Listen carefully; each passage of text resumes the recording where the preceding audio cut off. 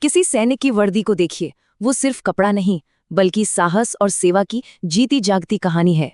कभी सोचा है ये मेडल्स क्या कहते हैं? ये सिर्फ मेडल नहीं, हर एक के पीछे एक कहानी है।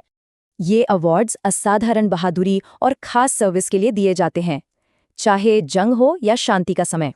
इनमें सबसे ऊपर है गैलेंट्री अवार्ड्स, यानी वीरता पुरस्कार। लेकिन ये भी दो तरह के होते हैं।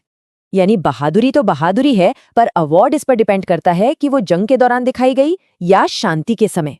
तो ये देखिए, वॉर टाइम और पीस टाइम अवार्ड्स का पूरा हायरार्की, दोनों के लिए अलग अलग सम्मान है। परमवीर चक्र, भारत का सबसे बड़ा सैन्य सम्मान, दुश्मन के सामने दिखाई गई बेमिसाल हिम्मत के लिए। वीरता के अलावा बेहतरीन ड्यूटी के लिए भी अवार्ड्स हैं, जिन्हें कहते हैं डिस्टिंग्विश्ड सर्विस मेडल्स। यहाँ भी वॉर टाइम और पीस टाइम सर्विस के लिए अलग अलग मेडल्स का सिस्टम है, बिल्कुल गैलेंट्री अवार्ड्स की तरह।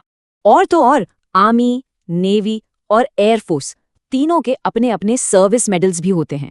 मेडल्स सिर्फ अवार्ड नहीं, बल्कि एक सैनिक के पूरे करियर का सफरनामा होते हैं। जैसे किसी खास ऑपरेशन के लिए कैंपेन मेडल्स, या फिर सालों की सर्विस के लिए लॉन्ग सर्विस मेडल्स। अब ये मेडल्स पहने कैसे जाते हैं, इसके लिए एक ऑफिशियल हायरार्की है, जिसे कहते हैं ऑर्डर ऑफ प्रेसिडेंस। देखिए, भारत रत्न के ठीक बाद परमवीर चक्र और अशोक चक्र का नंबर आता है। ये बहुत बड़ी बात है। और ये लिस्ट बहुत लंबी है, इसमें 50 से भी ज्यादा अलग अलग अवार्ड्स और मेडल्स शामिल हैं। 2019 का एक आदेश परिवार वालों को शहीद सैनिक के मेडल्स पहनने की इजाजत देता है, लेकिन सिर्फ श्रद्धांजलि समारोहों के दौरान और छाती के दाहिने तरफ। ये एक सम्मानजनक परंपरा है। तो सवाल ये है कि कोई देश अपनी वीरता को कैसे याद रखता है? बस इन्हीं सम्मानों के जरिए।